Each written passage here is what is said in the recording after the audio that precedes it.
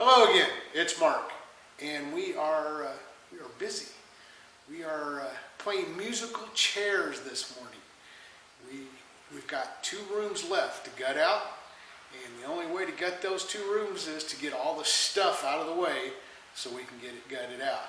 But here's the intro.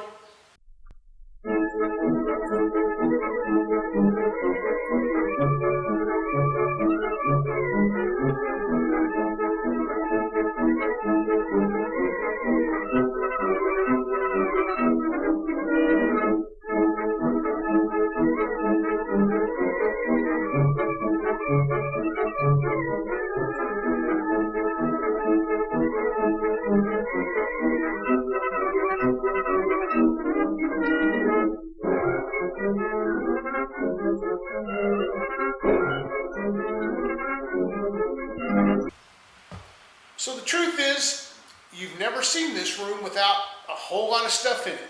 I haven't seen this room with a whole lot of stuff in it in about 4 years now, maybe a little more than that, maybe 5. But this morning I spent a good, I've spent already a good 2, almost 3 hours in here just playing musical chairs, getting all the stuff out of this room and trying to sort through of it. Some of it went straight in the trash. A lot more of it needs to go straight in the trash probably, but getting things that we've collected, window weights, doors, trim, just extra lumber, getting a lot of that stuff out of here so that we could get in here and tear this room apart. So let's just give this room a quick look at what it looks like, and then we'll get busy tearing it apart. Obviously, front door, you come in, here's the built-ins that match the ones on the other side.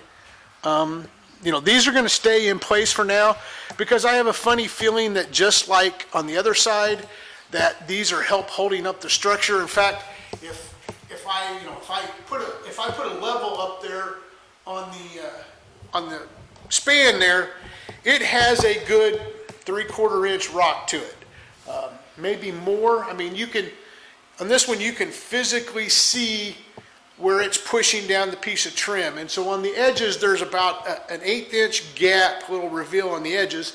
And then in the center of it, the entire thickness of the board is almost revealed. So you can imagine a 1x4 that's getting pushed down that much in the center. So for now, I'm just going to leave it here.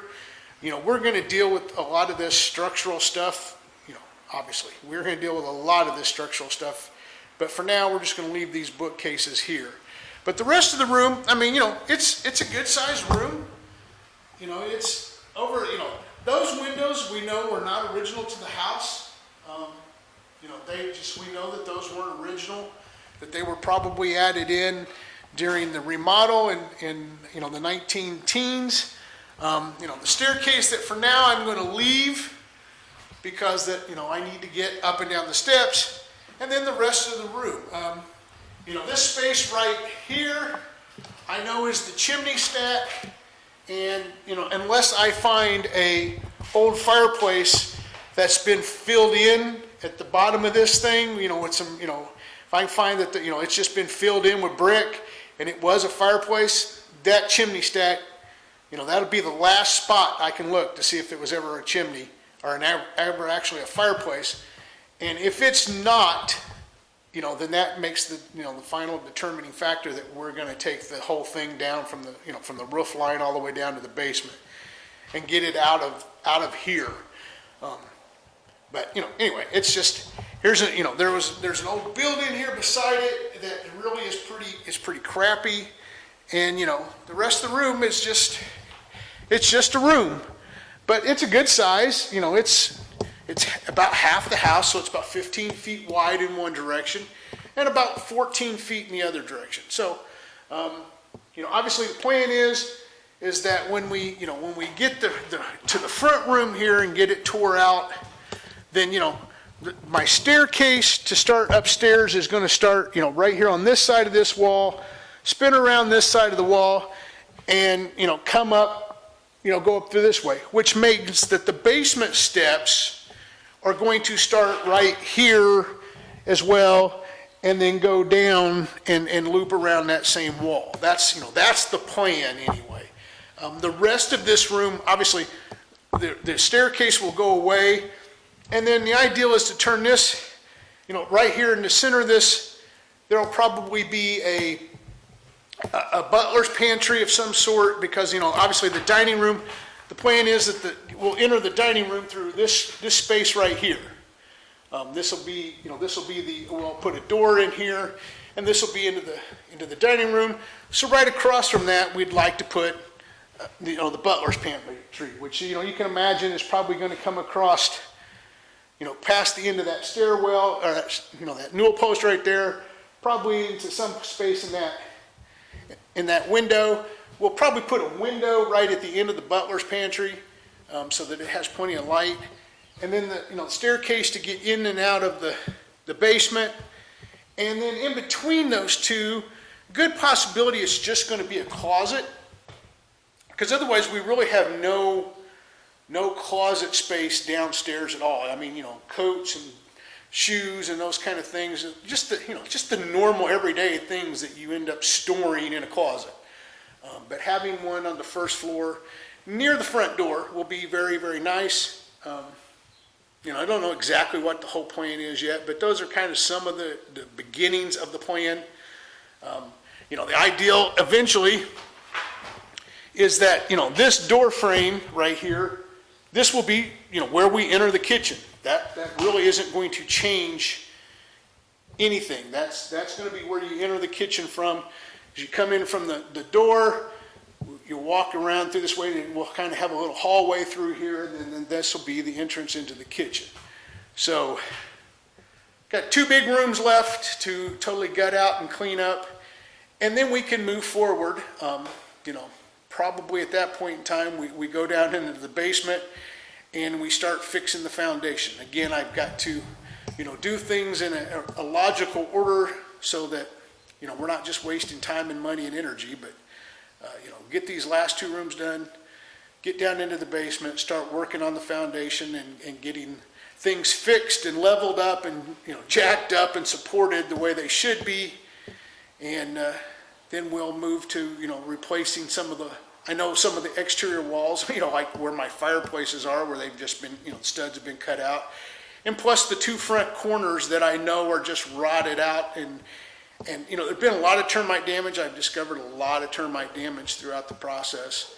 And, all that will have to be, we'll repair all of that, get it up to where the roof line will, or at least where the top out will be. And then hopefully we'll start on, ripping off the roof and rebuilding it so that it will actually shed water and make us watertight at that point in time. Those are my long-term, my long-term goals here. Now that's probably, I don't know, that's 6 months, a year and a half, 2, I don't really know. I really don't have any idea. It depends on how much time I can dedicate to what I'm doing. Also depends on how many jobs I'm picking up along the side. So, that's the goals. I can't worry about all that. I do worry about all that. Trust me. I've commented that if all the times that I've sat up at night working on this house in my head and dreaming about working on this house, and all the times I've thought about working on this house when I'm not here could go into actually being time that I was working on this house, I think I'd be close to done at this point in time. But that's not the way it works. It only works when I'm actually here working, and oh well. So let's get to work, and then we'll talk some more in a little while.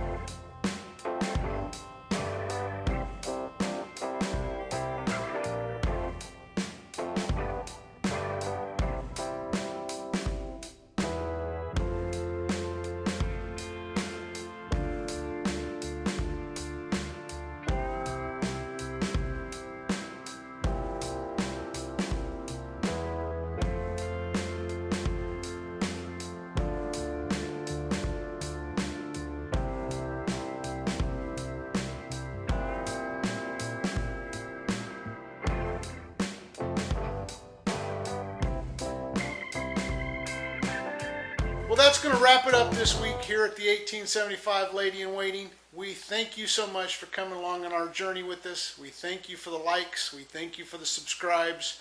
We thank you for the shares.